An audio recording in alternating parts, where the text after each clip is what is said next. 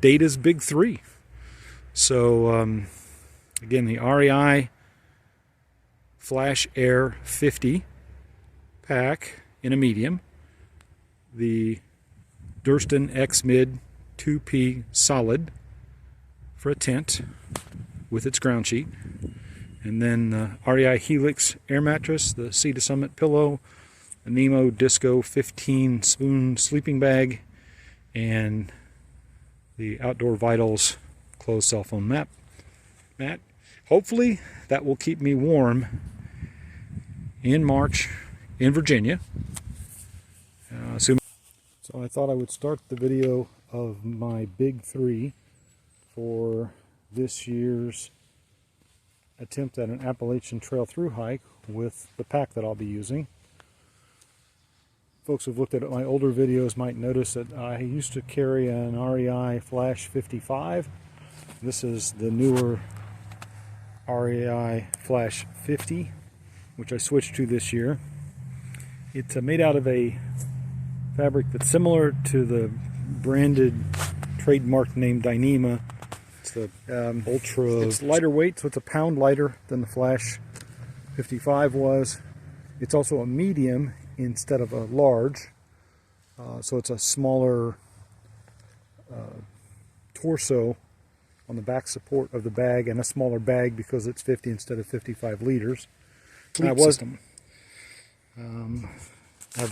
the REI Helix air mattress, which carries an R value of 4.5 or 4.9 or something like that. This has worked very well for me for the past year and a half. Keeps me up off the ground. I have to make sure and not overinflate it, but when I get it inflated about 90% of the way, it's very comfortable. Underneath it, I use this quarter closed cell foam mat from Outdoor Vitals. I use the short version because I'm really using it in my tent underneath my sleeping system, just to keep the sleep system from sliding around on the floor of the tent. I also put it on the back of the backpack. That way during the day I can take it out and use it for a sit pad or a tablecloth kind of thing, a placemat, other things like that along the trail during the day. I inflate the sleep pad with a standard Flex Gear tiny pump. I thought about upgrading to the one that has the light or to the lighter weight one, but this one does a really good job, and I think it aired this mattress up in 30 seconds or so just now, so I'm really not going to buy another piece of equipment just to save a couple of grams and a couple of seconds on inflating it. As long as I don't have to blow up the air mattress, I'm fine. And then I have a Sea to Summit ultralight regular Arrows pillow. I know it's a luxury item, but it suits me well, and it doesn't slide around on me inside the sleeping bag because I use a Nemo Disco 15. Last year in the summer, and really again this year in the summer, I used a Nemo Disco 30 and really liked it. The Disco is a spoon-shaped sleeping bag, and I am a rotisserie sleeper, I heard somebody describe the other day. So I sleep on my side, but I turn around a lot at night. So the spoon shape allows me to do that without rolling the sleeping bag over, and that way I don't uncover the down that I smashed on the bottom. So it helps the sleeping bag function almost like a quilt in terms of the part that's on top of me always stays, the down always stays fluffy and holds heat. But the added benefit for me, because I am a warm sleeper, is that it has a thing they call thermal gills, which are like and it's not too heavy a sleeping bag. I don't know the weight, but I think I'm going to do a lighter pack page that I'll link to this video, hopefully, and you can find the pricing and the weight on all of these objects on there. Additionally, if I happen to get out on trail in Virginia and this whole setup doesn't keep me warm enough, I have a ground sheet, which I do have underneath the setup today. I'll have it probably down all the time, but I'm also going to be taking a couple of those shiny emergency blankets which I can fold up and put underneath the gray Outdoor Vitals closed cell phone mat to give me another layer of insulating stuff. And then I sleep. And then for my shelter, this is my Durston X-Mid 2-person solid trekking pole tent.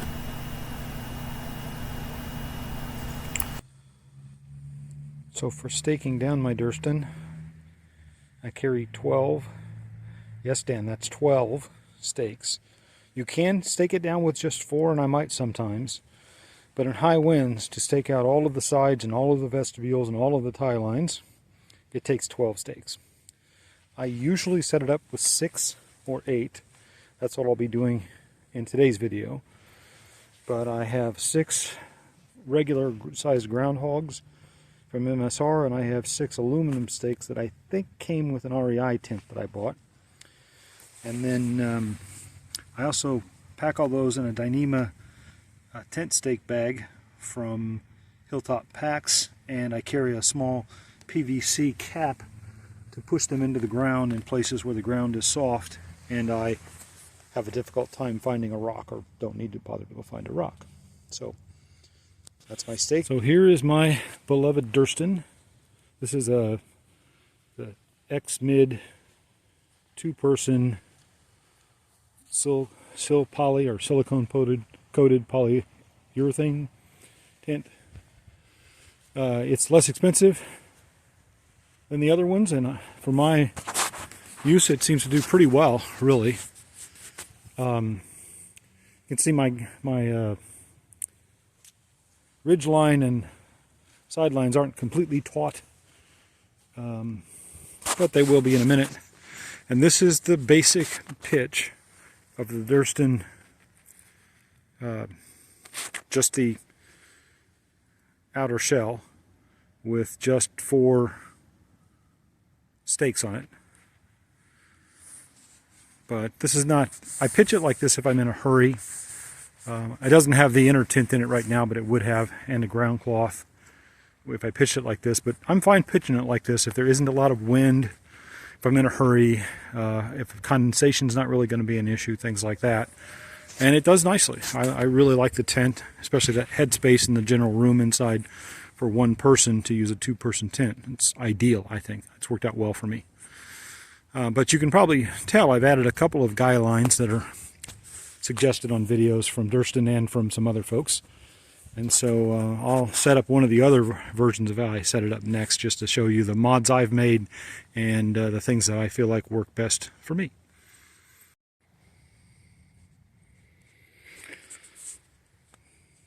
So this is more of how I usually pitch my Durston Sil Poly 2-person tent. The guy lines in the middle of the large side and the guy lines on the ends of the ridge line help the tension it a little bit, especially if the wind's up a lot. This makes it a little bit more stable. To get to this, I've also staked out the 2 vestibules on each side right there. So I don't know how well the guy lines will show up on from the ridge poles, but from the ridge line. But the ridge line and the side and the long side guy lines just help the tension it out a little bit. In particular, if it's going to be a stormy night at all, if the winds are picking up, things like that. And it also does help to keep the long side of the vestibule sides, which is where these side guy lines are. It helps keep them up off of the inner body of the tent. I mean, they're up enough anyway without them, but with them, condensation is a complete non-issue. The only other guy lines I occasionally add are, not guy lines, I have 2 more pieces of shock cord tied down here on the short sides on each side, right there, that I use as an anchor on really blustery nights. I'll tie those down also. And at that, it basically functions almost like a dome tent. That is, it has really good wind resistance. I've never had a problem with it in pretty blustery conditions and in big storms. But I'm sure that March on the AT in Virginia will be a good solid test of my ability to pitch this well. And so here you can see I have adjusted the large opening side of the vestibule. I borrowed my one of Mrs. Data's trekking poles for this demonstration, but out in the wild I can just use any kind of stick that I find.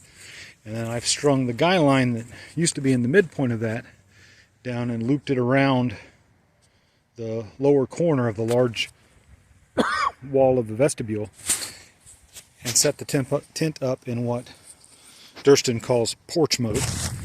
Now, one of the things I like about porch mode is I've only done it here to one side, and you can see I have the 2P solid, so the mesh on the side is only a little bit of a window. So this really helps with airflow when it's hot out. So you can do the same thing on each side of it, and then it becomes a little bit like a nice little breezeway. If you have the right amount of privacy, or if you just want some airflow on a really warm summer night, that double porch mode really gives a lot of ventilation to the tent, gets the inner wall of the tent, the outer wall, way up off of the inner wall. It's a really, really nice, relaxing way to spend an evening. You can also roll the sides, all the vestibule sides all the way up. You can take the one on the short side and roll it all the way over to the back side and tie it down. So the tent is really a tent within a tent. And I guess for me, this highlights the thing that I've come to really enjoy about camping with the Durston, and that is that there must be easily 50 or 60 ways to set this tent up, depending on weather conditions and how much space you have. So I've done things like a double porch mode on it. I've done things where I've taken the guy lines on the top corners of the ridge poles and tied them to trees that were nearby to fit it into a smaller space, because as you can tell, it has a pretty good sized footprint for a two-person tent. But you can always collapse the vestibules and make it a much skinnier pitch if you need to. I actually haven't ever had to do that on the Appalachian Trail or on any of the parks that I've been to here in the Midwest. But you can see that when you put it into double porch mode, you can see it gets to be a very large tent area. So as I went to tear down the tent, I realized there were a couple of other modifications that I could mention that I made to the original setup. One is that I'm using MSR guidelines, these red ones, and I really just replaced them because I was able to run them through the original adjustments at the top, so I can still adjust tension up at the top, just as Durston intends originally. But I can also adjust them in the middle, or down toward the bottom right here with this little hoop, which I just find this is a really easy way to adjust the tension on a guy line. And these are very reflective. At a nighttime, if you go out and it's very, very overcast, you can spot your tent really easily by the guy line staked out on all the sides. You might have also noticed that I've put a couple of little pieces of shock cord on each of these tie-outs. That's so that when I wrap the guy line up, I can just tie it on there with that piece of shock cord. I've also got I've got the two original guy lines that used to be at those two top points where I now have MSR guy lines.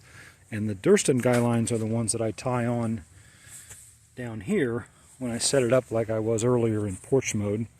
I don't usually run the MSR guide line over the top of the porch like I just did, although it worked well enough that I might do something like that in the future. And I think that's all of the modifications that I've made to it.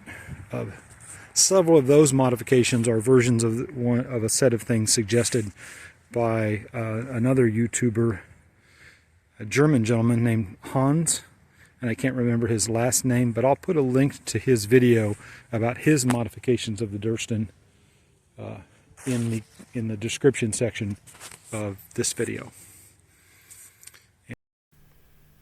And as always, happy trails to each of you.